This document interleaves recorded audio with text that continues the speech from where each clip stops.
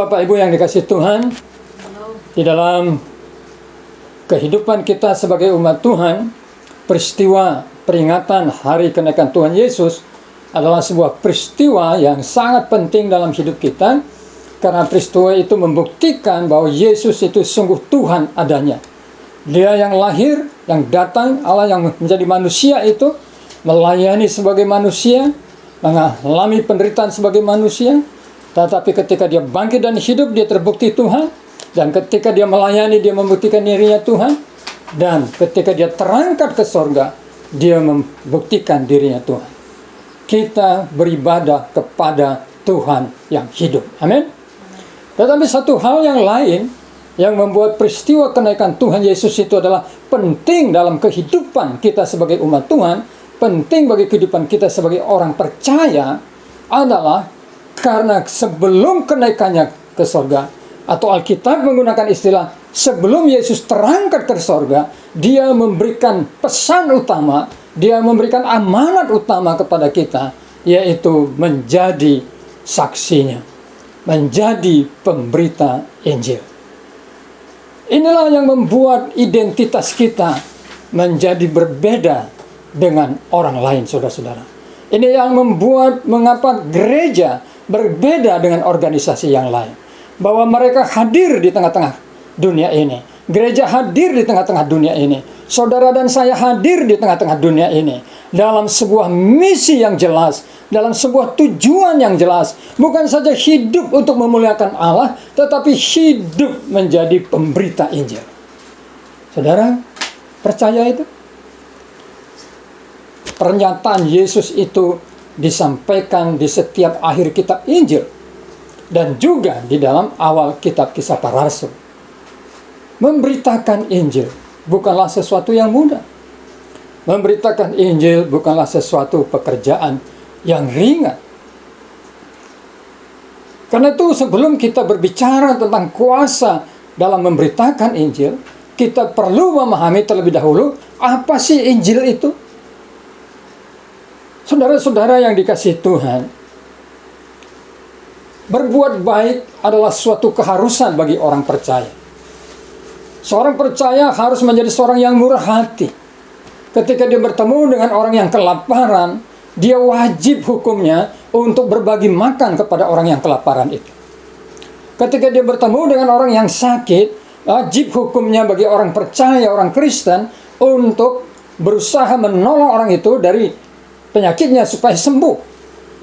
Ketika orang Kristen itu bertemu dengan seseorang yang terbelakang pendidikannya, dia wajib hukumnya untuk mengajar, mendidik orang tersebut untuk memiliki pengetahuan. Perbuatan baik adalah sebuah tuntutan terhadap setiap orang Kristen, orang percaya. Hal itu ditegaskan oleh Tuhan Yesus ketika berkata, "Kamulah garam dunia ini, dan kamulah terang dunia ini, dan ketika engkau menjadi terang bagi dunia ini, maka orang melihat perbuatan-perbuatan baikmu, dan mereka memuliakan Tuhan." Saudara-saudara, tetapi perbuatan baik itu bukan Injil, saudara-saudara. Perbuatan baik itu adalah sebagai kesaksian hidup seorang percaya yang mengaku dirinya anak Allah. Ketika kita berkata Allah itu baik, maka wajib hukumnya kita menjadi orang yang baik. Ketika kita berkata Allah itu adalah Allah yang murah hati, wajib hukumnya bagi kita sebagai orang percaya, anak-anak Allah, bermurah hati. Ketika kita berkata Allah itu kasih adanya, maka wajib hukumnya bagi kita untuk menjadi seorang pribadi yang mengasihi orang lain. Dan ketika kita berkata Allah itu adalah Maha Kudus, maka wajib hukumnya bagi kita hidup dalam kekudusan, menjauhkan diri daripada kejahatan dan dosa. Itu sebagai tanggung jawab kesaksian bahwa Allah adalah Bapa kita. Tanggung jawab sebagai kesaksian bahwa kita adalah anak-anak Allah yang hidup, yang kudus itu. Tetapi perbuatan baik itu bukan Injil. Kalau gitu apa itu Injil, saudara-saudara? Firman Tuhan berkata di dalam 1 Korintus 15 ayat 1-4 menegaskan kepada kita esensi daripada Injil itu. isi utama daripada Injil itu. Saya akan bacakan bagi saudara dan saya 1 Korintus 15 ayat 1 sampai dengan 4. Dan sekarang saudara-saudara, aku mau mengingatkan kamu kepada Injil yang aku beritakan kepadamu, dan yang kamu terima, dan yang di dalamnya kamu teguh berdiri. Oleh Injil itu kamu diselamatkan, asal kamu teguh berpegang kepadanya, seperti yang telah kuberitakan kepadamu, kecuali kalau kamu telah sia-sia saja menjadi percaya. Sebab yang sangat penting telah kusampaikan kepadamu, yaitu apa yang telah kuterima sendiri, ialah bahwa Kristus telah mati karena dosa-dosa kita sesuai dengan kitab suci, bahwa ia telah dikuburkan, dan bahwa ia telah dibangkitkan pada hari yang ketiga sesuai dengan kitab suci. Firman Tuhan ini berkata kepada jemaat Korintus pada awalnya, supaya mereka mengingat apa yang telah mereka terima, yaitu berita Injil yang disampaikan oleh Rasul Paulus, berita Injil yang telah menyelamatkan mereka. Dan berita Injil itu diringkaskan di sini, dipadatkan di sini oleh kebenaran firman Tuhan ini dalam dua unsur utama. Unsur yang pertama dikatakan, sebab yang sangat penting telah kusampaikan kepadamu, yaitu apa yang telah kuterima sendiri, ialah bahwa Kristus telah mati karena dosa-dosa kita sesuai dengan kitab suci. Inilah bagian esensi pertama daripada Injil. Injil itu berbicara tentang Allah yang menyelamatkan manusia melalui kematian Kristus bagi dosa-dosa manusia sesuai kitab suci, saudara-saudara. Lalu yang kedua dikatakan, esensi yang kedua dalam ayat 4, bahwa ia telah dikuburkan dan bahwa ia telah dibangkitkan pada hari yang ketiga sesuai dengan kitab suci. Kalau hanya berbicara tentang Allah mengasihi kita, lalu dia menyerahkan anaknya yang tunggal Yesus Kristus mati di atas kayu salib dan dikuburkan, selesai. Itu bukan kabar baik, saudara-saudara. Itu kabar duka cita. Bahwa ada orang yang mati karena dosa kita. Itu duka cita, saudara-saudara. Itu kesedihan. Tapi Injil menjadi sebuah kabar baik, karena Yesus yang mati karena dosa-dosa kita itu sesuai kitab suci, adalah juga Yesus yang dikuburkan, dan pada hari yang ketiga bangkit dan hidup untuk memberi hidup yang baru bagi kita sesuai kitab suci. Kabar baik Injil itu adalah di mana ada penyerahan anak Allah dengan kematiannya di atas kayu salib, di satu sisi karena dosa-dosa kita, tetapi di sisi yang lain bahwa anak Allah yang telah mati dan dikuburkan itu pada hari yang ketiga dia bangkit dan hidup kembali, memberi hidup yang baru bagi saudara dan saya. Itulah Injil, saudara-saudara. Jadi kalau saudara berbuat baik, itu belum memberitakan Injil. Itu tanggung jawab sebagai orang percaya, sebagai anak-anak Allah. Saudara-saudara, mengapa? Karena orang tidak bisa diselamatkan dengan perbuatan baik saudara. Orang tidak bisa mengalami keselamatan melalui perbuatan baik saudara. Orang hanya bisa mengalami keselamatan kalau saudara memberitakan Injil kepada mereka. Itu yang ditegaskan dalam Roma pasal 10. Saya bacakan bagi kita, saudara-saudara. Roma pasal 10. Di dalam ayat 13 berbunyi begini. Sebab barang siapa yang berseru kepada nama Tuhan akan diselamatkan. Berseru, barang siapa yang berseru kepada Tuhan, kepada nama Tuhan itu adalah Yesus Kristus, juru selamat itu, akan diselamatkan. Lalu ayat 14 ada pertanyaan retorik. Tetapi bagaimana mereka dapat berseru kepadanya jika mereka tidak percaya kepada dia? Jadi untuk bisa berseru kepada nama Yesus, mereka harus percaya. Lalu dilanjutkan, bagaimana mereka dapat percaya kepada dia jika mereka tidak mendengar dia? Jadi orang itu bagaimana bisa berseru kepada Yesus kalau mereka tidak percaya? Tapi bagaimana bisa mereka percaya kalau mereka tidak dengar siapa Yesus? Lalu yang berikutnya dikatakan, bagaimana mereka mendengar tentang dia jika tidak ada yang memberitakannya? Jadi untuk bisa berseru kepada nama Yesus, orang harus percaya. Tapi orang bisa percaya kalau mereka sudah dengar Yesus. Tetapi bagaimana mereka mendengarnya kalau tidak ada orang yang memberitakannya? Lalu dikatakan seperti ini, dan bagaimana mereka dapat memberitakannya jika mereka tidak diutus? Sebab ada tertulis betapa indahnya kedatangan mereka yang membawa kabar baik. Jadi harus ada orang yang pergi memberitakan Injil, supaya orang mendengar Injil, lalu mereka percaya kepada Injil, lalu mereka berseru kepada Yesus, dan mereka diselamatkan. Karena firman Tuhan dalam ayat 16 berkata begini, tetapi tidak semua orang telah menerima kabar baik itu. Yesaya sendiri berkata, tahu Tuhan, siapakah yang percaya kepada pemberitaan kami? Jadi iman timbul dari pendengaran, dan pendengaran oleh firman Kristus. Jadi saudara-saudara, memberitakan Injil itu adalah sesuatu yang lebih tinggi nilainya dari berbuat baik. Saya menyadari ada sebagian orang Kristen berpikir bahwa hidup berbuat baik sudah bersaksi. Betul, saudara bersaksi. Yaitu bersaksi bahwa saudara adalah anak-anak Allah. Saudara bersaksi tentang Allah yang baik yang saudara sembah. Semua agama juga mengajarkan supaya kita berbuat baik. Tetapi bersaksi dalam pengertian memberitakan Injil itu adalah bersaksi menyampaikan Injil siapakah Yesus Kristus bagi mereka. Dan itu tidak mudah. Itu adalah sebuah pekerjaan yang menakutkan. Itu adalah sebuah perbuatan yang memiliki resiko yang besar, saudara-saudara. Karena memberitakan Injil itu sama dengan sebuah peperangan dalam arti peperangan rohani. Itu berarti kita sedang memerangi. Injil itu kebodohan bagi orang-orang yang mengandalkan intelektualnya. Jadi tidak mudah. Karena itulah mengapa kita perlu menyadari, meyakini, menghidupi kuasa pemberitaan Injil seperti yang diajarkan Alkitab. Firman Tuhan mengajarkan paling tidak ada 4 dimensi kuasa yang menyertai pemberitaan Injil. Dimensi yang pertama kita bisa baca dari pernyataan Tuhan Yesus dalam Injil Matius pasal 28. Injil Matius pasal 28. Injil Matius pasal 28. Saya baca mulai dari ayat 16 sampai 20. Bunyinya demikian.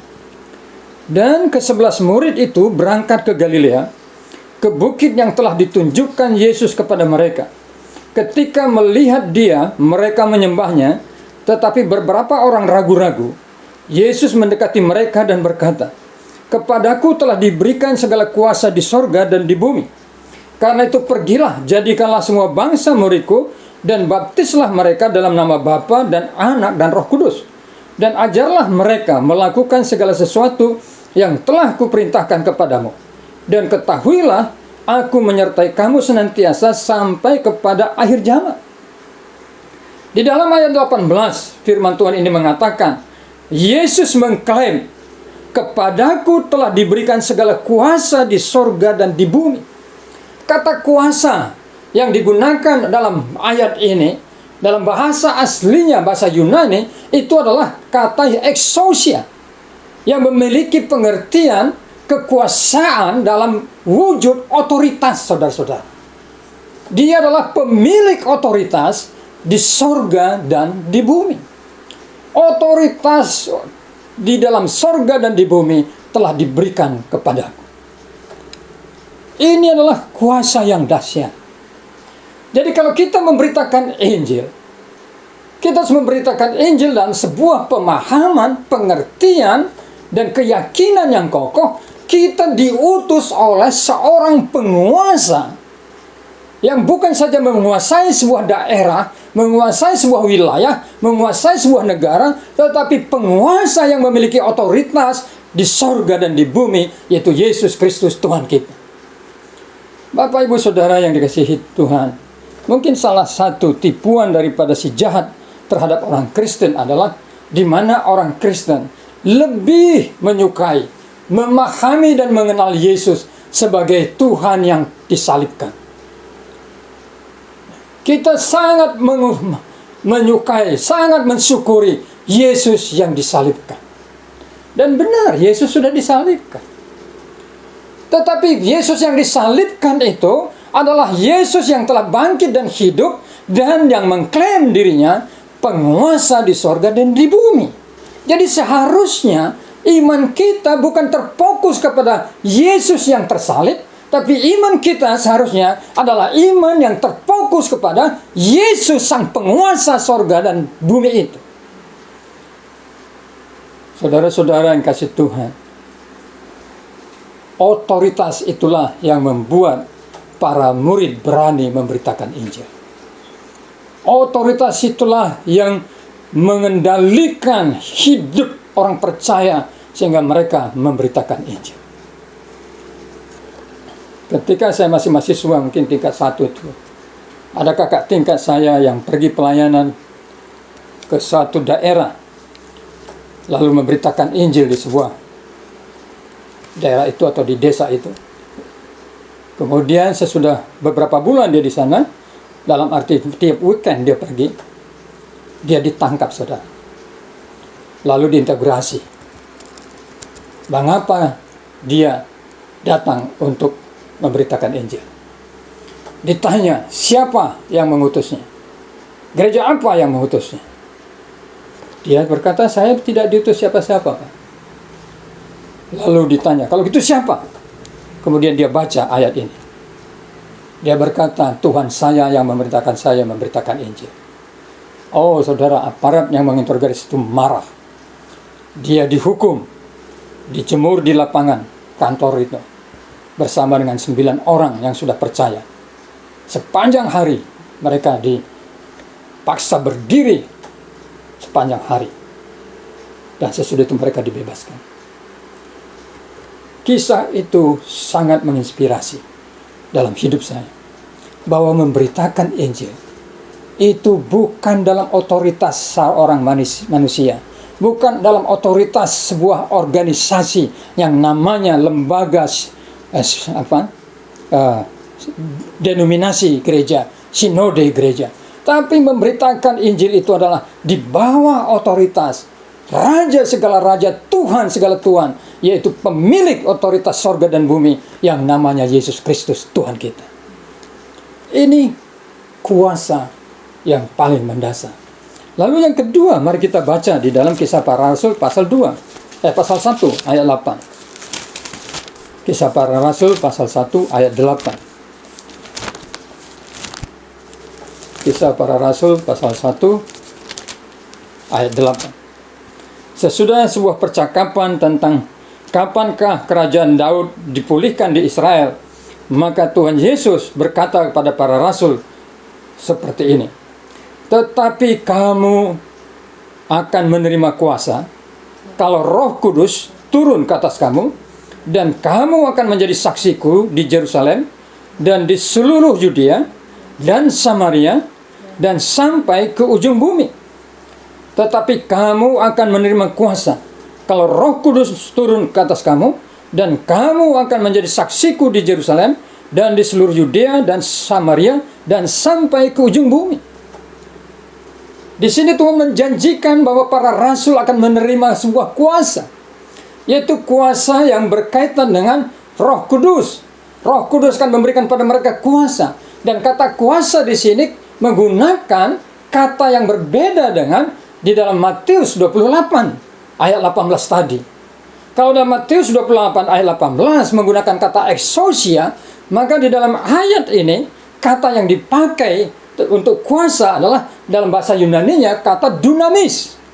Dunamis. Sebuah kata yang menjadi akar daripada kata dinamit, saudara-saudara. Dinamit itu memiliki kekuatan yang luar biasa. Gedung yang bertingkat bisa dirubuhkan oleh sebuah dinamit. Gunung yang tinggi, yang kekar, yang kokoh bisa diratakan oleh sebuah dinamit. Jadi kata yang dipakai di sini bicara tentang kuasa yang dahsyat, kuasa yang melampaui kekuatan alam semesta, saudara-saudara. Kuasa yang bisa mengerjakan perbuatan-perbuatan ajaib. Dan kalau kita baca sesudah para rasul itu dipenuhi Roh Kudus, dalam pencurahan Roh Kudus pasal 2 Kisah Para Rasul. Kita membaca bagaimana mereka, para penakut itu akhirnya menjadi berani berbicara. Mereka akhirnya melakukan perbuatan yang tidak terpikirkan, yaitu berkhotbah di hadapan ribuan orang. Dan mereka bertobat.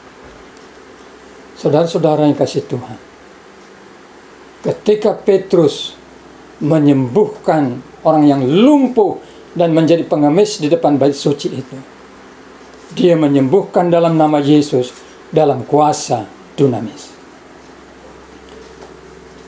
Mujizat-mujizat yang dilakukan oleh Rasul Paulus adalah mujizat-mujizat yang dikerjakan oleh kuasa dunamis.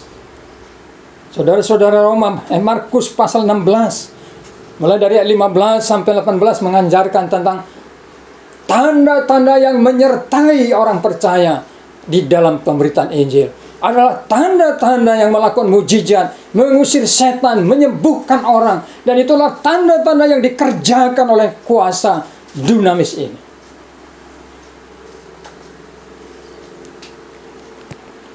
Suatu ketika kami melakukan perayaan acara Bible Camp untuk kaum muda, saudara-saudara. Acara siang itu berjalan dengan baik. Kemudian ketika ibadah sore, lalu terjadilah sesuatu di mana seorang gadis mulai kesurupan, bermanifestasi. Itu mengejutkan kami. Lalu kami mulai doakan. Kami tolak dalam nama Yesus, kami ikat dalam nama Yesus. Lalu dia tenang, saudara-saudara. Selesai ibadah, kami pikir sudah selesai, tidak ada masalah. Lalu kami pulang. Tetapi yang terjadi adalah ketika dia kembali bersama dengan rombongannya, dia kesurupan lagi. Sehingga ketua rombongannya membawa dia ke rumah kami.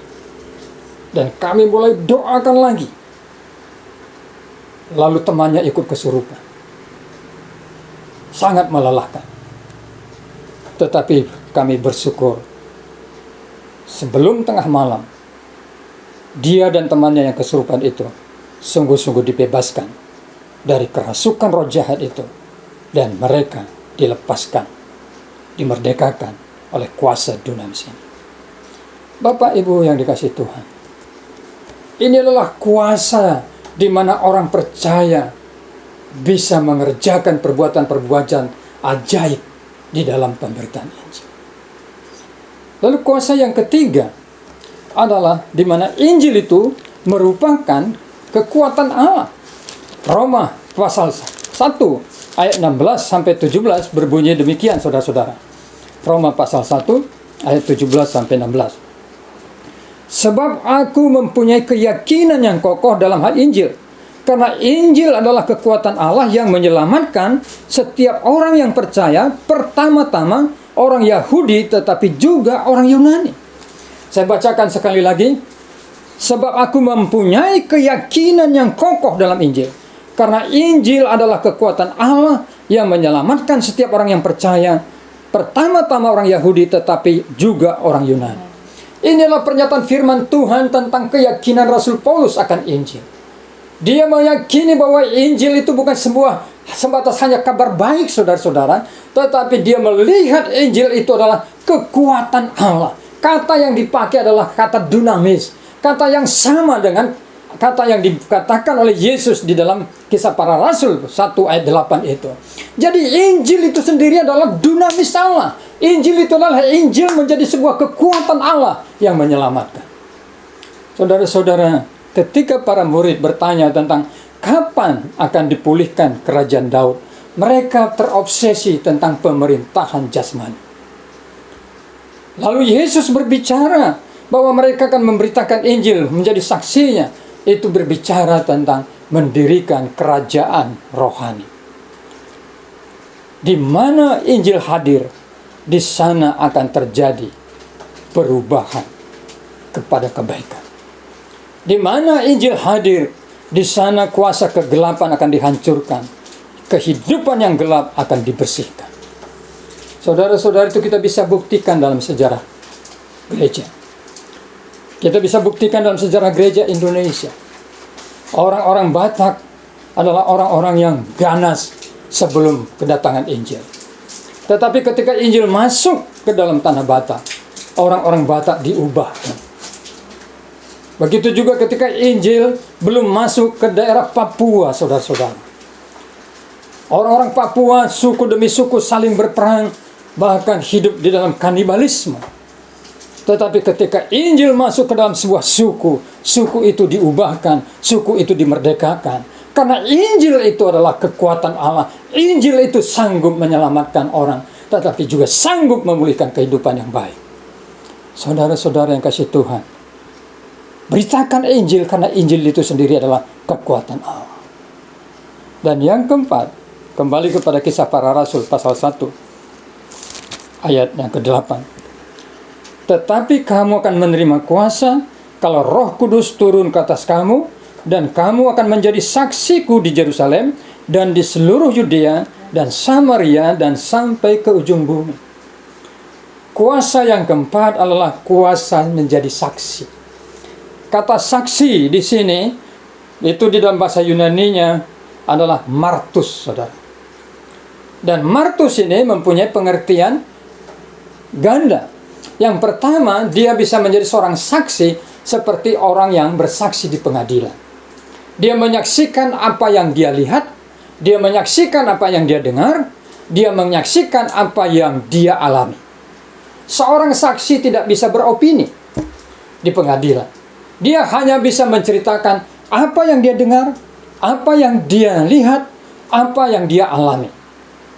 Hanya sebatas itu. Dan itulah menjadi saksi Kristus. Saudara tidak boleh menambah-nambahi berita Injil. Saudara tidak boleh beropini terhadap Injil. Dan Rasul Yohanes menggunakan prinsip ini ketika dia berkata dalam 1 Yohanes 1 bahwa dia adalah saksi tentang firman itu. Tetapi makna yang lain daripada kata martus itu adalah menjadi martir, saudara. Jadi kata martus ini adalah akar kata daripada martir. Dan saudara tahu itu martir? Martir adalah seseorang yang memiliki keyakinan yang kokoh dan siap untuk menghadapi penderitaan, berpegang terhadap keyakinannya, bahkan dia rela mati asal tetap berpegang kepada keyakinan. Martir dan teroris itu berbeda, saudara. Kalau martir, dia rela mengalami penganiayaan dengan tetap berpegang pada keyakinannya, bahkan rela mati, dibunuh demi keyakinan. Tapi kalau teroris kan tidak. Sebaliknya, karena keyakinannya, mereka membenci orang, mereka menganiaya orang, mereka membunuh orang. Itulah teroris. Dan saudara tahu, Alkitab berbicara tentang para martir. Martir pertama adalah Stefanus, yang karena dia berpegang teguh kepada kebenaran Injil, dia dirajam oleh para pemimpin Yahudi. Petrus adalah seorang martir ketika dia disalibkan terbalik oleh pasukan Romawi. Paulus adalah seorang martir ketika dia rela dipancung demi keyakinannya akan Injil. Saudara-saudara, 2 misionaris dari Amerika, dari gereja baptis menjadi martir sebagai pembuka berita Injil, jalan penginjilan bagi nomensan di tanah Batak. Di Papua ada begitu banyak martir karena mereka memberitakan Injil, dibunuh, bahkan dimakan. Gereja bisa berkembang, saudara-saudara, di dalam abad pertama dan kedua itu adalah karena adanya orang-orang yang memiliki jiwa sebagai martir, mencintai Tuhannya dengan sepenuh jiwanya, mencintai kebenaran Injil dengan sepenuh jiwanya, sehingga mereka berani memberitakan Injil walaupun menghadapi penolakan, menghadapi hambatan, menghadapi penganiayaan, bahkan terancam kematian. Mereka memberitakan Injil. Saudara-saudara yang dikasihi Tuhan, Injil itu berkembang karena ada kekuatan jiwa martir di dalam murid-murid Tuhan Yesus. 4 dimensi kuasa ini. Kuasa eksosia, Yesus menyertai kita dengan otoritasnya. Kuasa dinamis, yang sanggup melakukan yang tidak mungkin menjadi mungkin, yaitu kuasa Roh Kudus yang bekerja di kita. Dan kuasa Injil, Injil yang menghancurkan kerajaan kegelapan, menghancurkan kuasa kegelapan, dia adalah kekuatan Allah. Itu menyertai kita. Dan kita diberikan jiwa martir, jiwa kekuatan yang siap berkorban, siap mati demi pemberitaan Injil. Siapkah saudara? Maukah kita sungguh memberitakan Injil? 4 kekuatan ini, 4 kuasa ini ada di dalam diri saudara. Kalau saudara takut mengambil resiko, saudara bukan seorang martir. Saudara hanya seorang pengunjung. Saudara, orang Kristen itu di tengah-tengah dunia ini bukan pelancong. Kita bukan sebagai pelancong di tengah-tengah dunia ini. Saudara tahu artinya seorang pelancong? Seorang turis. Dia datang untuk menikmati pemandangan. Dia datang untuk menikmati kuliner. Dia datang untuk bersantai-santai, saudara. Itulah seorang turis. Itulah seorang pelancong. Tetapi kita adalah seorang tim penyelamat. Saudara tahu bagaimana tim penyelamat? Ketika ada badai yang menghancurkan daerah NTT, ada tim Satgas bencana, tim SAR yang berangkat ke sana. Ada video yang menceritakan wakil bupati, istri daripada wakil bupati atau istri bupati, saudara-saudara. Mereka berjalan menggotong kotak-kotak makanan sambil menyeberangi sungai yang dalam. Mereka tahu mereka bukan menjadi pelancong untuk melihat bencana itu, tapi mereka datang sebagai penolong. Itulah yang seharusnya kita miliki sebagai orang Kristen. Kita bukan pelancong di dunia ini. Kita adalah pemberita Injil supaya orang-orang diselamatkan di dalam nama Yesus. Kita berdoa.